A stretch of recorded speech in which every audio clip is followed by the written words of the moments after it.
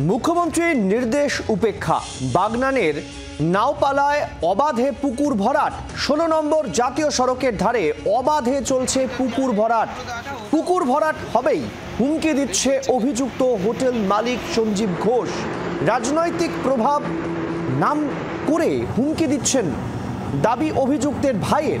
Hotel মালিককে notice দেওয়া হবে জানালো জেলা রাজস্ব দফতর। প্রতিক্রিয়া নারাজ অভিযুক্ত হোটেল মালিক। কেউ আসলে হুমকি দিচ্ছে এখান থেকে চলে যাও, আমার জায়গা, আমি যা করবো, বেশি কিছু বাড়াবাড়ি করলে মিথ্যে কেস দিয়ে দেবো। ও নিজে থেকে জোর জবরদস্তি মাটিটা ফেলছে। পুলিশকে বলে কোনো লাভ নেই না, অনেক রকম ব্যাপার আছে। আমি ফোন করে জানিয়েছিলাম থানায়, বললো দেখছি।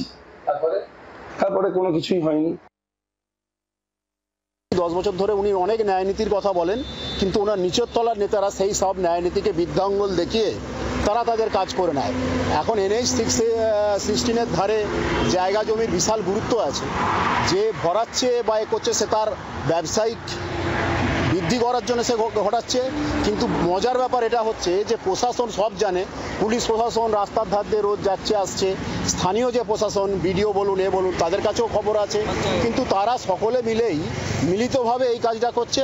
এবং এর মধ্যে বড় মাথাদের হাত আছে, বড় মাথার আশীর্বাদ আছে, পুলিশ প্রশাসনের আশীর্বাদ আছে। তাই এরকম অরাজকতা চলেই যাবে। আর এটা নিয়ে মুখ্যমন্ত্রী কি বললো না বললো তাতে কিছু যায় আসে।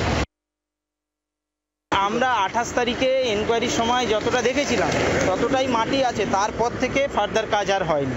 আমরা রিপোর্ট দিয়ে দিয়েছি একটা করে, এবারে ওনাকে রিস্টোরেশনের জন্য একটা নোটিশ করা হবে, সেটা আমাদের বিএলআরও স্যার করবেন। যোগাযোগ করার চেষ্টা করেছি কিন্তু উনি যোগাযোগ করা যায়নি। ওনাকে টাইম দেওয়া হবে 7 দিনে। উনি যদি রিস্টোরেশন করেন তো ভালো, নাহলে আইনানুগ যে ব্যবস্থা আছে এফআইআর করা হবে ওনার নামে। মুখ্যমন্ত্রীর কড়া নির্দেশ যে কোনোভাবেই পুকুর ভরাট করা যাবে না, তারপরেও কিভাবে প্রকাশ্যে পুকুর ভরাট হচ্ছে দেখুন।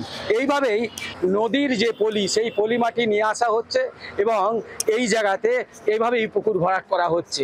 বারবার মুখ্যমন্ত্রী যেটা প্রশাসনকে কড়া ব্যবস্থা নেওয়ার কথা বলেছেন, তারপরেও বাগনান থানার কিছু দূরে এইভাবে প্রকাশ্যে পুকুর ভরাট হয় কিভাবে, এটাই কিন্তু এখন প্রশ্ন উঠছে। ক্যামেরা আরাধ্যর সঙ্গে সুভাষিস মণ্ডলের রিপোর্ট, জি 24 ঘন্টা, বাগনান নাওপালা।